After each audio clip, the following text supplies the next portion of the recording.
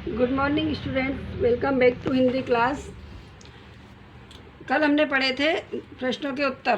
पहला प्रश्न पढ़ा था, क्या कोई पर्वत हिमालय से ऊंचा जाने का अभिमत रखता है। और दूसरा प्रश्न किया था अपन ने कॉपी में, हिमालय से निकलने वाली नदियाँ कैसा पानी लाती हैं। तो आज हम प्रश्न लिखेंगे प्रश्न नंबर 3, पर्वत के किन किन गुणों का बखान कवि ने कविता में किया है। तो सब अपने अपने हिंदी की नोटबुक निकाल लीजिए और उस पर डालिए प्रश्न 3। प्रश्न 3, पर्वत के किन किन गुणों का बखान कवि ने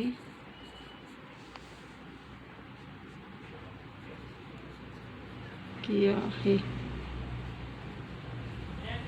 तो कवि ने पर्वत के किन गुणों का बखान किया। कवि ने कविता में पर्वत की ऊंचाई, नदियों का घर एवं हरियाली का वर्णन कविता में किया है। तो उत्तर लिखिए।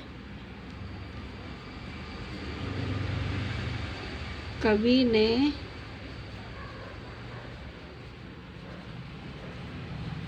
कविता में पर्वत की ऊंचाई,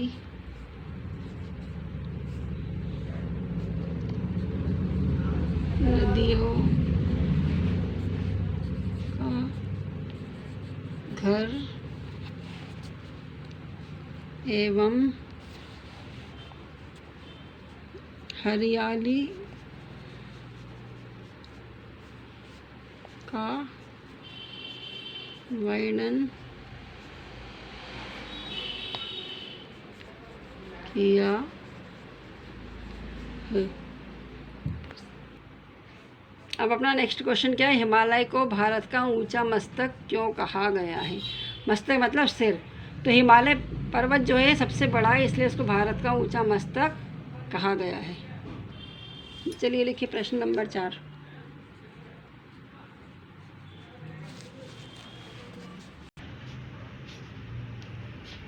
हिमालय को भारत का सबसे ऊंचा मस्तक क्यों कहा गया है। हिमालय को भारत का सबसे ऊंचा मस्तक क्यों कहा गया है। जैसे अपने शरीर में सबसे ऊपर अपना क्या होता है, सिर। ऐसे जो हिमालय पर्वत है वो सबसे ऊपर है, इसलिए हिमालय को भारत का ऊंचा मस्तक कहा गया है। उत्तर लिख लिया। देखिए, क्योंकि हिमालय पर्वत भारत का सबसे ऊंचा पर्वत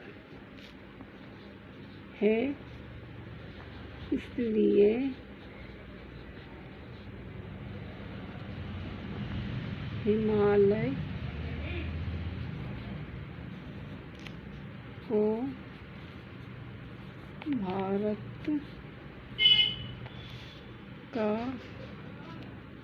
भारत का ऊंचा मस्तक कहा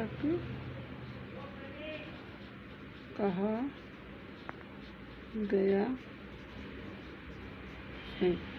आया बच्चों समझ में। तो पहला प्रश्न क्या था, पर्वत के किन किन गुणों का बखान कवि ने किया है। तो क्या था, कवि ने कविता में पर्वत की ऊंचाई, नदियों का घर एवं हरियाली का वर्णन किया है। अब अगला प्रश्न क्या था, हिमालय को भारत का सबसे ऊंचा मस्तक क्यों कहा गया है। क्यों कहा गया है, क्योंकि हिमालय पर्वत भारत का सबसे ऊंचा पर्वत है, इसलिए हिमालय को भारत का ऊंचा मस्तक कहा गया है। अब ये सभी प्रश्नों के उत्तर आप अपने बुक में भर लीजिएगा। आगे की पढ़ाई हम कल करेंगे। Thank you, have a good day.